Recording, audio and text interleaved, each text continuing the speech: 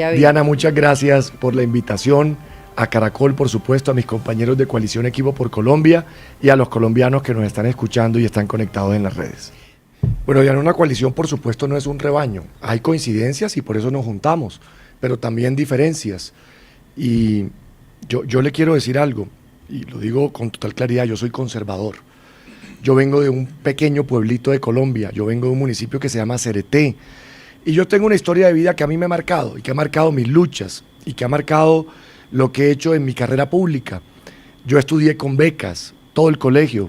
Yo vine a Bogotá a la universidad gracias a un crédito del ICETEX, y yo a punta de luchas y de trabajo he podido no solo salir adelante, sino avanzar en la vida pública. ¿Qué tipo de luchas? Mire, yo creo que este país, por ejemplo, está lleno de roscas, Diana. Hay unas roscas ilegales y unas roscas legales, y muy pocos han dado la pelea frente a esas roscas y frente a esos sectores poderosos, que son una minoría que a mi juicio le arrebata las oportunidades a la inmensa mayoría de colombianos. Cuando le hablo de roscas, las ilegales, ahí tiene el narcotráfico, ahí tiene la corrupción, ahí tiene la inseguridad.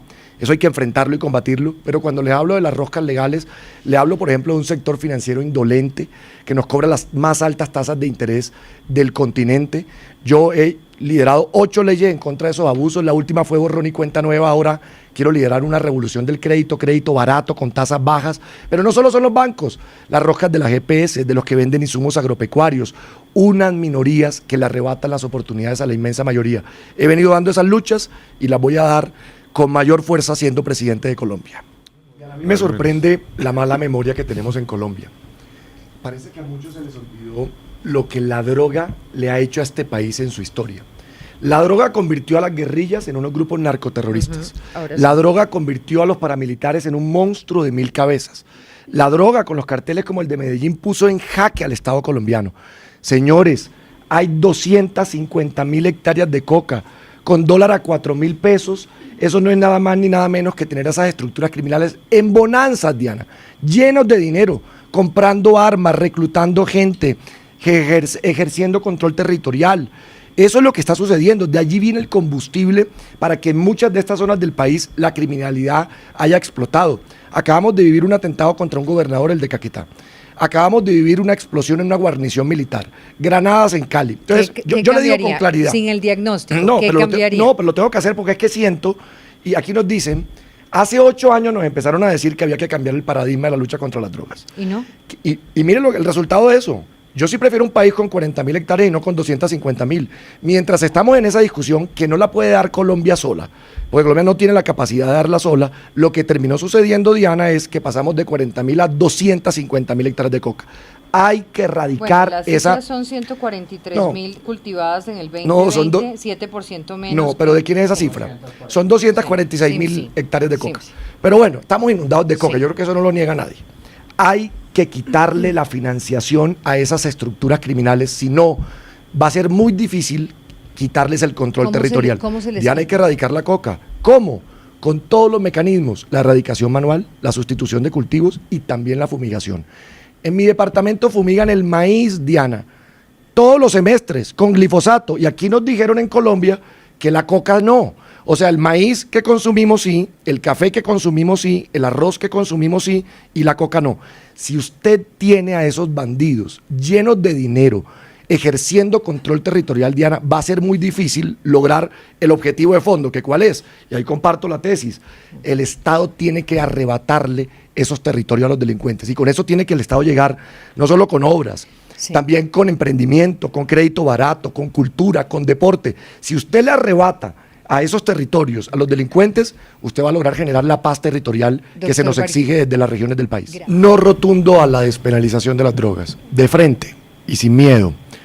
Mire, Diana, aquí casi que la mitad de la droga que estamos produciendo se está quedando en Colombia, ya no se está yendo afuera, nos hemos vuelto consumidores.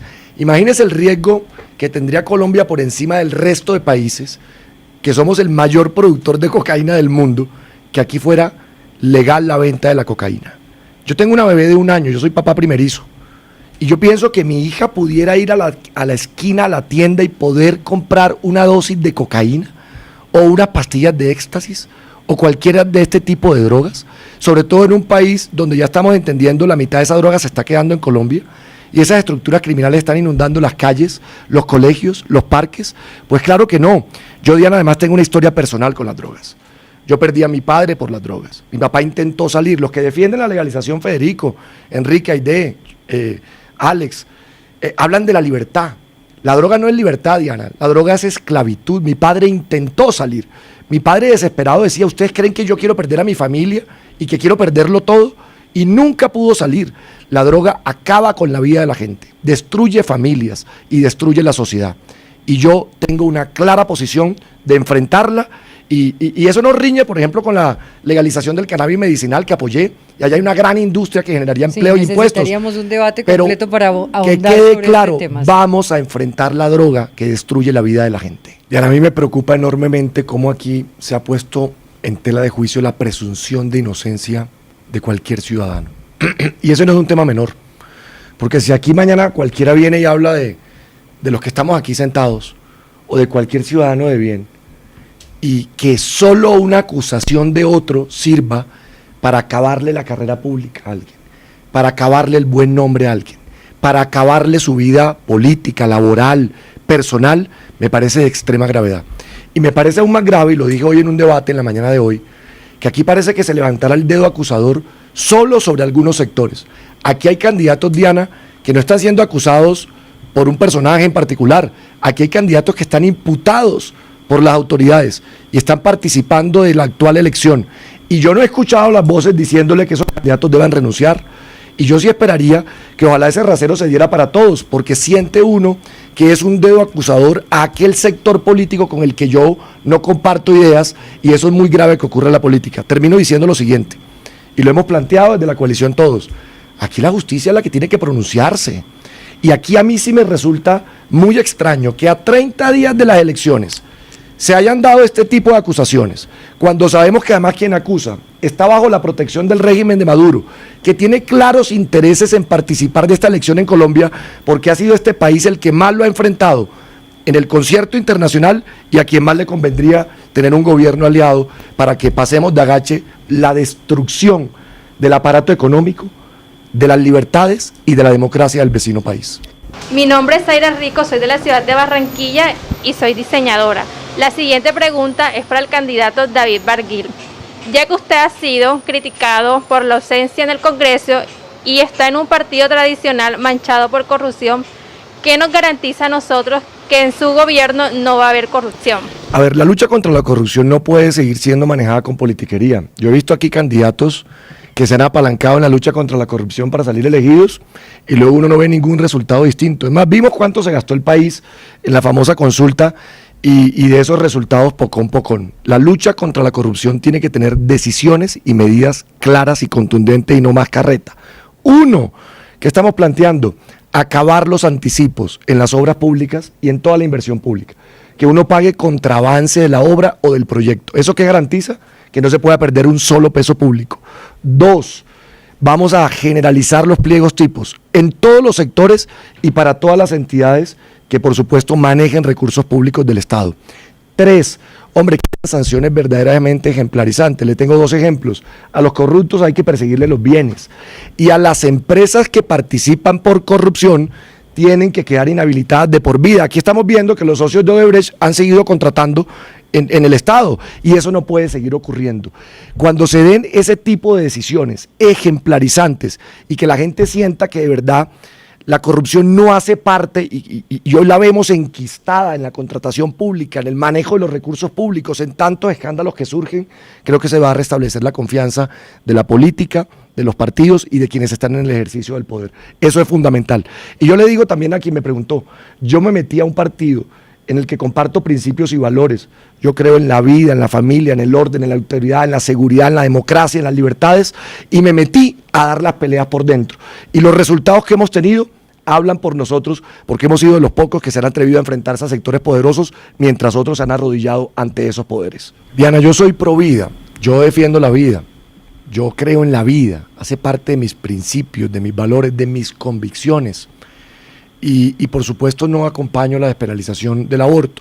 Yo he dicho y mi partido ha dicho que respetamos la jurisprudencia de la Corte Constitucional cuando habla de 3 casos, cuando está en riesgo la vida de la madre, cuando hay malformación del feto y cuando la mujer fue víctima de violación. No nos pueden convertir el aborto en un método anticonceptivo. Y por supuesto hay que implementar una gran política pública que le brinda a las mujeres todas las garantías. Y eso arranca desde la educación y arranca desde darle, por supuesto, todas las herramientas de planificación y que el aborto no termine convertido en un método anticonceptivo. Soy pro vida y lo digo con claridad. Venezuela, Diana. Miren, aquí al lado nuestro lo que hay es un régimen dictatorial que destruyó al país más rico de Latinoamérica, que acabó con la democracia del vecino país. Y yo no le voy a dar una gota de oxígeno a un régimen que pues ha hecho pues lo que ha hecho con el pueblo venezolano, un pueblo hermano. Aquí lo vivimos todos los días. Yo creo que todos nos encontramos todos los días con un venezolano que ha tenido que salir, venezolanos que se han venido caminando y que están buscando un mejor futuro en otros países. Lo que sí he dicho, Diana, es que vamos a buscar a través de las Naciones Unidas y a través de la mediación de la ONU el restablecimiento de las fronteras y la atención de connacionales. Yo sí estoy de acuerdo en que las fronteras tienen que abrirse. Yo prefiero la legalidad a la ilegalidad. Los pasos fronterizos están funcionando. El comercio está funcionando a través de actores al margen de la ley. Entonces prefiero que esos pasos fronterizos se reabran y lo haré a través de las Naciones Unidas para no tener que hacer ningún tipo de reconocimiento que le dé oxígeno a un régimen que lo que esperamos es que salga del poder para que se restablezca la democracia en Venezuela. Diana, mire, este es un tema que yo vengo estudiando desde hace mucho tiempo y en mi formación de financista. Yo me preguntaba, ¿por qué este país que en las últimas 2 décadas ha crecido bien a cifras del 4, del 5, del 7, acabamos de tener la cifra del 10.6% de crecimiento, una gran noticia que muestra la consolidación de la reactivación económica? Pero mire lo que me he encontrado yo estudiando ese tema de la desigualdad. Yo me pregunto, si hemos crecido, que eso es volvernos más ricos como país, ¿por qué hay tanta pobreza estructural y por qué ocupamos el 4º o 5º lugar de la peor desigualdad en el mundo? Eso nos debe llevar a preguntarnos de que algo no cuadra y no encaja en el modelo. Y es a lo que yo me he dedicado. Y las luchas que yo he venido dando tienen ese propósito. Yo que me encontré que hay unos sectores que se han venido quedando con la riqueza que como país hemos producido. Y eso impide que esa riqueza llegue a la base de la pirámide. Y le doy los ejemplos en concreto. Bancos. Yo no pago cuota de manejo porque tengo cuenta de nómina del Congreso, pero la señora que hace el aseo en mi casa paga la cuota de manejo al tope. Y aquí pagamos las más altas tasas de interés del continente. Por eso la ley de borrón y cuenta nueva para habilitar gente que ya pueda tener crédito y la apuesta que tengo de una revolución del crédito, que es crédito con tasas por debajo del 10% efectivo anual, aumentando la competencia bancaria, no acabándola como la propone el señor Petro. Pero no solo son los bancos. Yo me encontré y denuncié el cartel del cemento. Se cartelizaron, nos cobraban el cemento más caro en Latinoamérica, denuncié el cartel, lo desbaraté, bajó el precio del cemento. ¿Cuál es el efecto de un cemento caro? No solo es que sean más caras las obras públicas, la vivienda. Una familia pobre que vive en la periferia, la decisión de cambiar su piso de tierra y ponerlo de cemento o hacer un baño o una cocina, depende del precio del cemento. Ya vamos encontrando la explicación a por qué tanta desigualdad, ¿no? ¿Y quiénes han venido quedando con esa riqueza adicional? Telecomunicaciones. ¿Por qué acabé las cláusulas de permanencia? Esos contratos de la telefonía, porque me encontré que amarraban a la gente con las tarifas más altas del continente de voz y datos.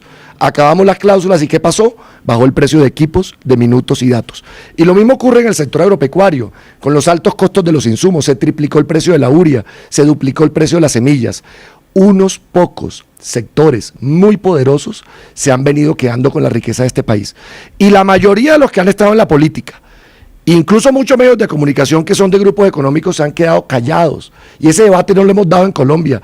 Aquí hay es un capitalismo de roscas y no un modelo de libre mercado que es en el que yo creo, donde haya más empresas pequeñas, medianas, grandes, haya emprendimiento, haya crédito barato, para que ese crecimiento económico se dé, pero llegue a todos los colombianos y a todas las regiones del país.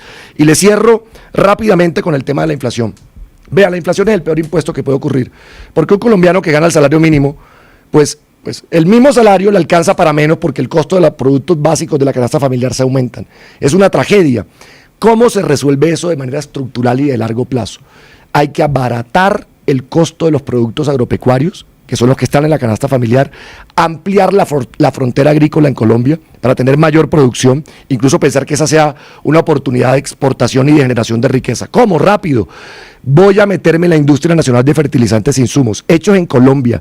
Aquí vamos a fabricar la urea y las semillas a bajo costo. A eso sí hay que ponerle subsidio. 2, la red terciaria, la sobretasa en renta al sector financiero, se la voy a dedicar a las vías, riego, drenaje.